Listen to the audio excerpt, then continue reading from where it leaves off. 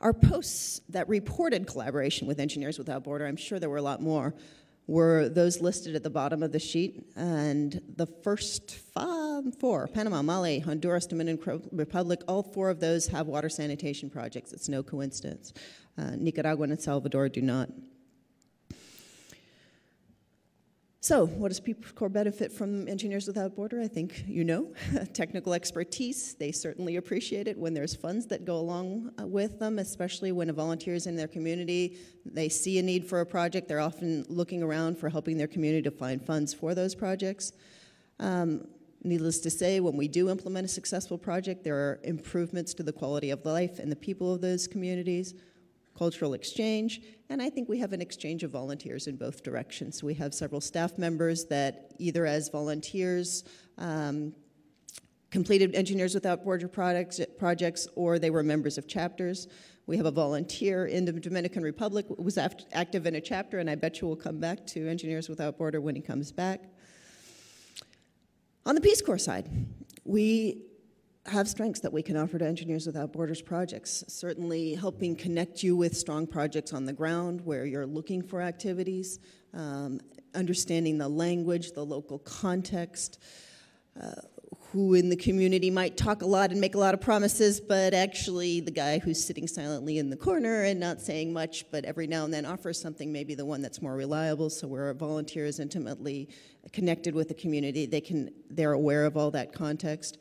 The volunteers are also on the ground, and when you're looking at hygiene behavior change, that water committee continuing to operate, their training, continued operation and monitoring of the system, all of that, where we have volunteers on the ground, Peace Corps can do that, and we do that pretty well. We've got pretty strong monitoring evaluation systems. We are working to improve them yet more. Where volunteers have worked with Engineers Without Borders well, or they're aware of them, many of these volunteers want to stay connected with the developing world when they come back to the United States. So this one's difficult to read, but there are two levels of involvement, I would say, with volunteers in Peace Corps and Engineers Without Border. There's the deep level of involvement, normally where the volunteer and the communities are initiating the project, and the volunteer is going to be heavily involved. This is part of what the volunteer's work is. And in that case, the volunteer and the engineers, you can rely a lot on the volunteer. Then on the other side, there would be just the occasional, the volunteer might help out a chapter that's working in a country and go out of their way to another community, or the volunteer's in another project. Then you need to be careful on how much you rely on that volunteer, and we need to set clear expectations. Our folks in Dominican Republic said, be careful with asking a volunteer to do the complete logistics of your trip. And yet I've heard in other cases the volunteer was happy to do that, so it's just a question of managing expectations. And the other thing is that we don't want to over-rely on volunteers. Ideally, we are building local capacity. And so, the locals, the volunteer will leave. The volunteer will leave after a year, after 2 years. In the end, both with anything that a volunteer does and with Engineers Without Borders, you want the local community to own that system, to repair that system, to operate that system, to be collecting funds to maintain it. So the involvement of the local organization should begin before any project starts. That's the way we work in the Peace Corps. Kathy asked me to outline which, wait a second, this, excuse me, let me go backwards. Forgot that I have my photo on my new version, but not on the version I gave you folks. One of the projects of a staff member that's now with the Peace Corps that she worked on was with an Engineer Without Border chapter in a community in Honduras, and I thought it was a pretty good example of how a local partner can partner with Engineers Without Border. So I figured I'd highlight this one. The community was in Oroquina, and the mayor's office played a key role from the beginning of the project. They provided help all the way along the way. They also worked with the National Sanitation Association. And this strong working relationships, what they did to choose the communities, they went on and visited a set of communities, and they found one community that had already organized themselves, that had their project pretty much ready to go, so that's the community they picked to work with. But by partnering, by maintaining that relationship of the Engineers Without Border chapter and the mayor's chapter, then they can work with others of these surrounding communities around that municipality that are the ones that need help, and the mayor's office can continue to be that liaison with the Engineering Without Border chapter. So I thought that relationship worked out very well. Ideally, Engineers Without Borders would have a partner organization in any country that they work that can facilitate communication and selection of communities and that can speak English with the majority of your members who may not speak the language.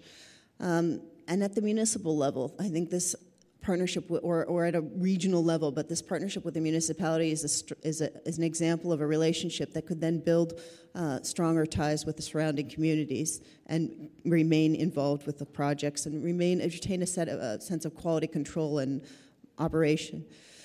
And then at the community level, needless to say, you need to have some strong, committed people at the community level who really will work with that project and stay with it and are committed to the project all the way through.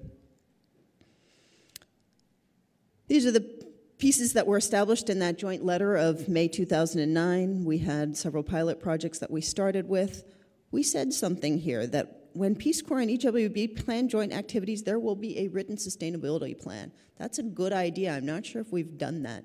So, Kathy's shaking her head. I think we should go back to what we said we were going to do, revisit that, and make sure that we are sticking to what we said.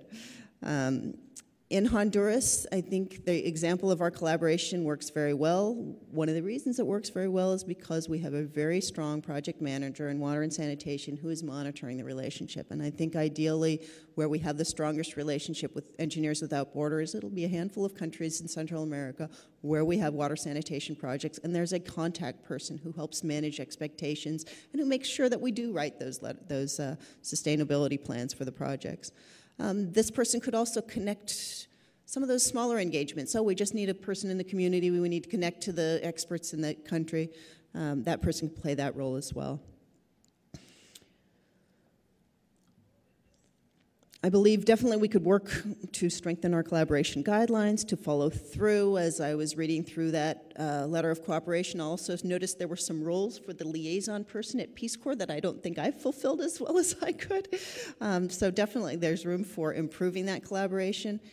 And there's room for looking at, what about the little stuff? You know, what about the volunteer that's looking for a solar system for a household that's $70 or less that will do the things that I said? I think that kind of simple thing that doesn't take a big project, we could do through an online platform that we can continue to explore. I think the Engineering for Change is an excellent platform that we probably can be working with, and those kinds of facilitating those kinds of connections, even the cook stove one. So the volunteer who I don't even know about because they're doing it a secondary project in Ethiopia can connect into a place where they can find out what the latest technology is.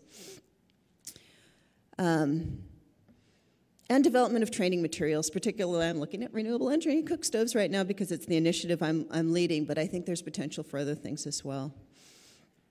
So this is a strong collaborative relationship. Certainly we have a lot in common. Our mission is in common. We can help each other strengthen our training and work more with online, faster collaboration, capturing that energy of innovation that I believe many of you in the room have, and making sure that we still have some quality control in there.